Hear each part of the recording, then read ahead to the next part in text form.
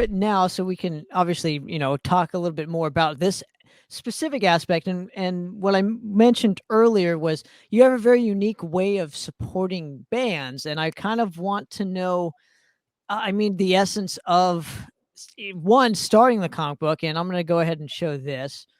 You would Oh, obviously you would have us bands as vampires and whatnot in it, yeah, and be a part of the story, so to where it's a very unique, I don't know, it's a very unique like support way of supporting us bands. So like right. talk a bit about how you came to this, I don't know, this whole kind of thing that you have developed for yourself.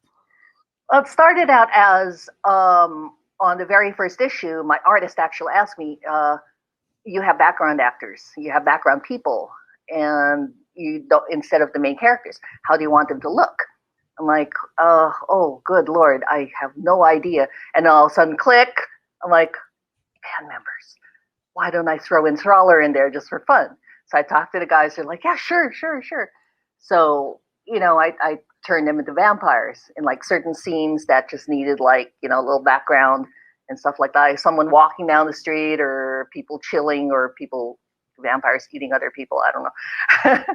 So yeah, that's embraced, and so and most of the scenes in the comic book also had an actual band playing in the background. Like there was a scene in the club.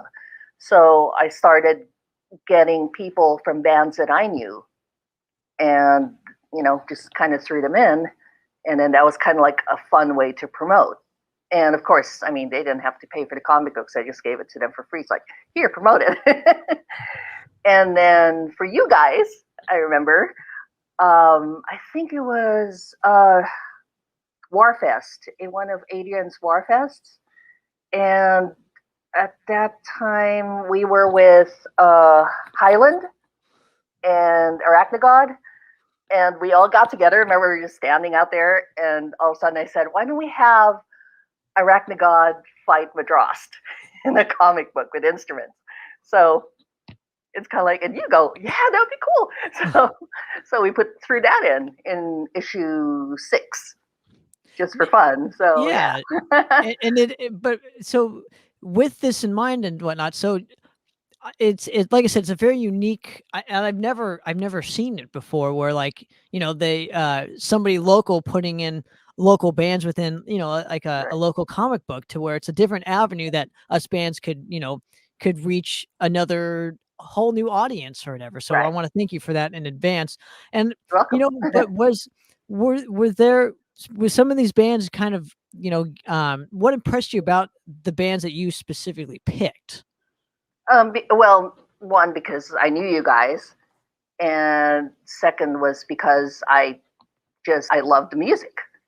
I mean, I worked with Enthraller for quite a while, and also, I became a fan of Madrost. I became a big fan of Highland and Arachnagod, and a lot of the other bands kind of, aren't playing right now, but that's okay. I mean, you still represent them at that time, and it was just more of how to honor the local scene, the local music, because this was my community, the metal community. It was also kind of like a family thing.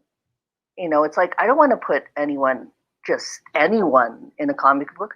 I just want to put people who I care about and who I admire and who I feel that maybe they could get something out of it, and immortalize them.